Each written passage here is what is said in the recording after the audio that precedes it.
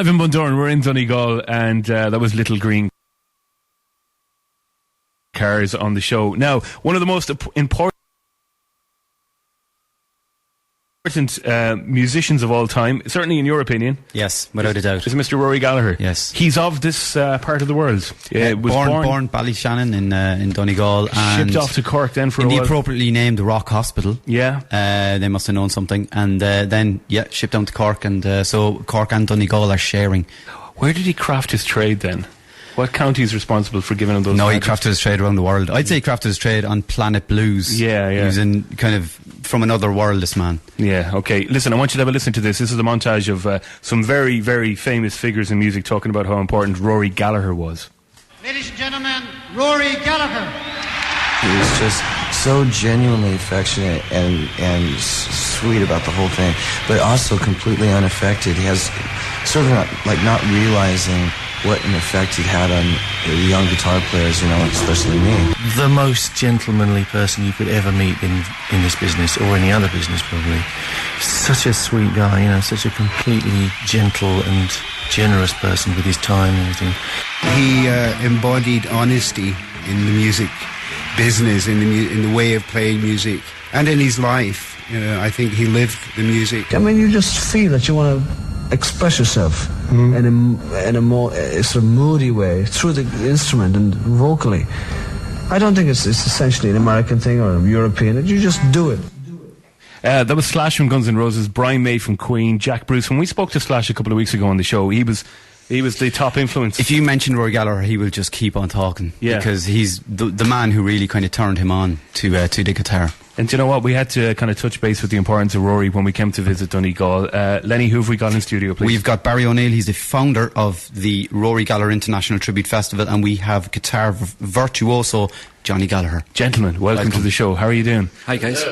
Great to have you here. Barry, first of all, out of the sheer love of this man, you just decided it's time to put a festival together. How many years ago was that? 12 years ago was 2002, and it actually happened by accident, really.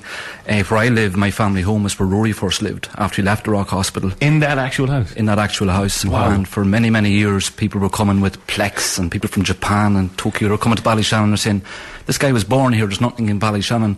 And then one day at the Rock Hospital, the Northwestern Health Board at the time in Falch, Ireland, decided to unveil a plaque to Rory at his birthplace. And his brother came, Donald Gallagher. At the time I was young, and 1996 was about a year after Rory died.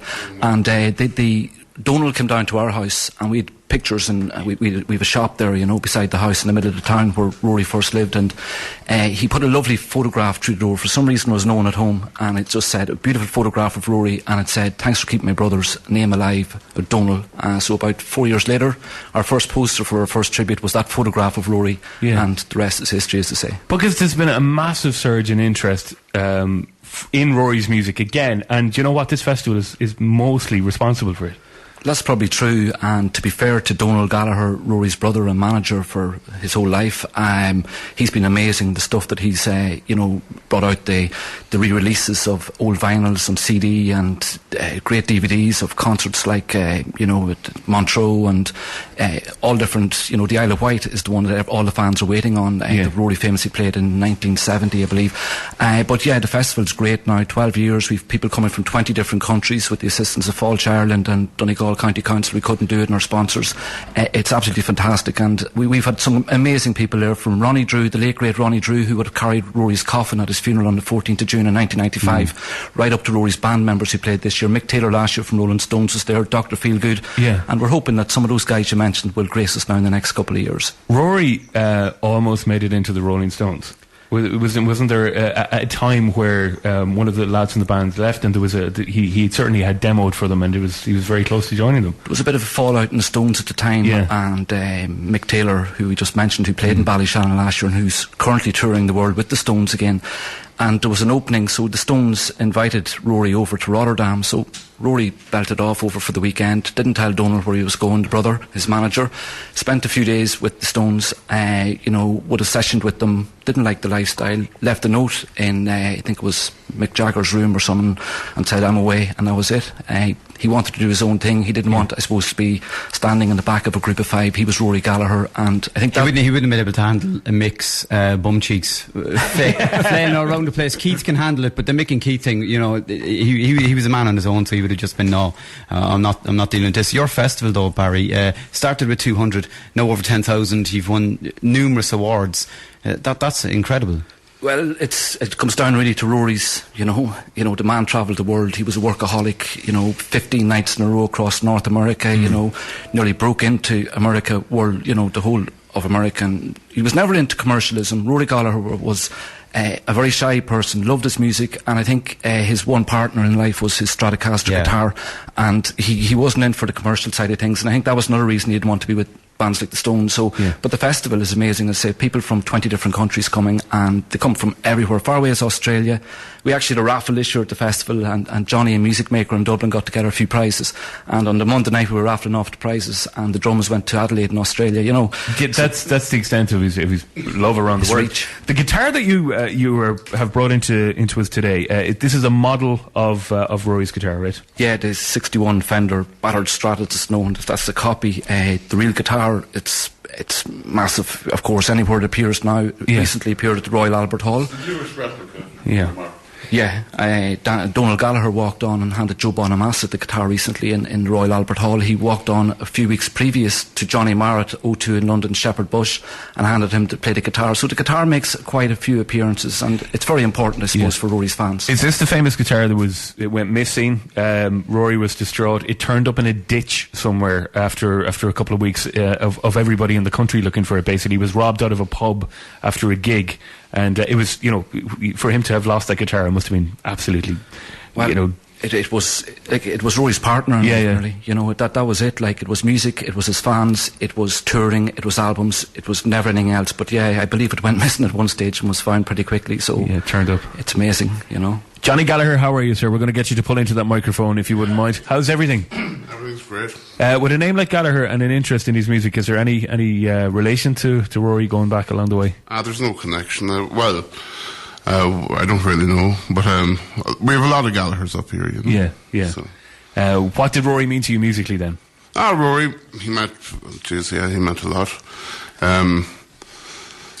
I was actually the first time I heard Rory Gallagher, the first time I noticed it was on a Vincent Hannelly show, if you remember, called MTUSA. Yeah.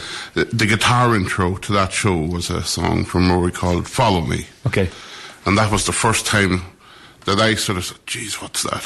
And I can remember it took me about 6 months to find out who it was, because nobody knew who it was in my circle of friends. Right, okay. But I bought the tape in Fitzgerald's music shop in Sligo. I still have it.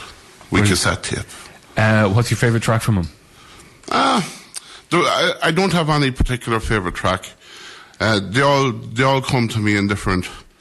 I have certain different values in all his tracks, but I love all his tracks, equally. Do you want to do something live for us? You got to do a medley of stuff, or do you want to do a particular track? Yeah, well, I'll probably do a wee sort of a medley.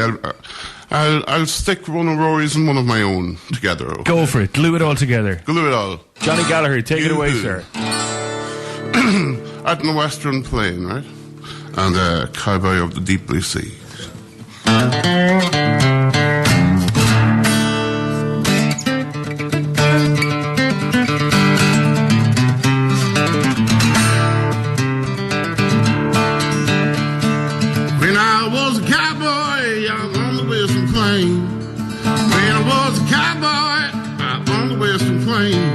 I made $500,000 to never in the battle ring. Come a cock, chicken, come a cock, chicken, yeah.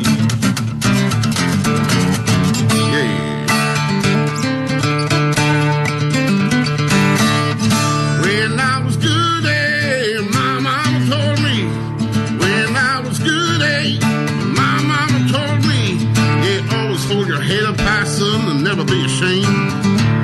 Come a gaga, chicken, come a gaga, chicken, yeah. Come a gaga, chicken, yeah. Oh, yeah.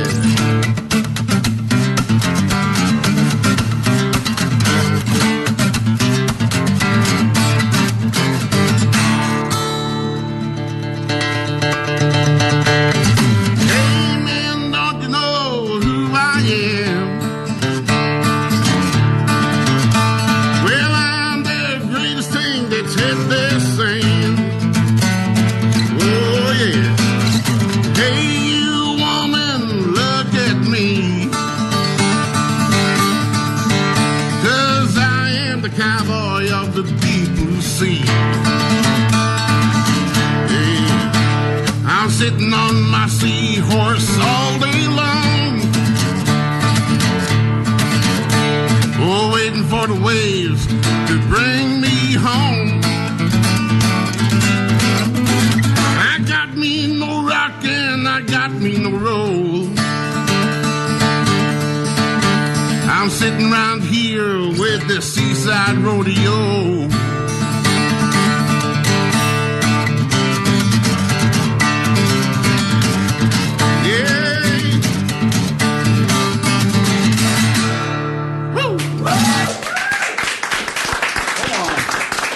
Real music. Incredible. That was great stuff, Johnny. Amazing. Apparently, on text, there was an official treaty agreed last year between Cork and Donegal. During the All-Ireland semi-final, it was agreed that Cork could keep Rory if Donegal got Sam. And that's the way it is. It was great crack at the time. We put a Donegal jersey on the Rory Gallagher statue in Ballyshannon, and sure, there was nearly a falling out of rebels in Croke Park before the game, but and all hell broke loose. We share them. RoryGallagherFestival.com is the address if you want to get more details online. When is the next big event then?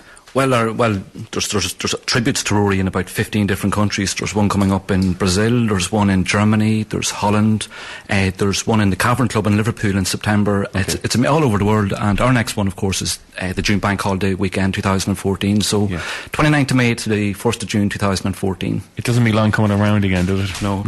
Listen, well done on the work that you're doing in keeping Rory's music and spirit alive. And the Rory Gallagher International Tribute Festival magazine.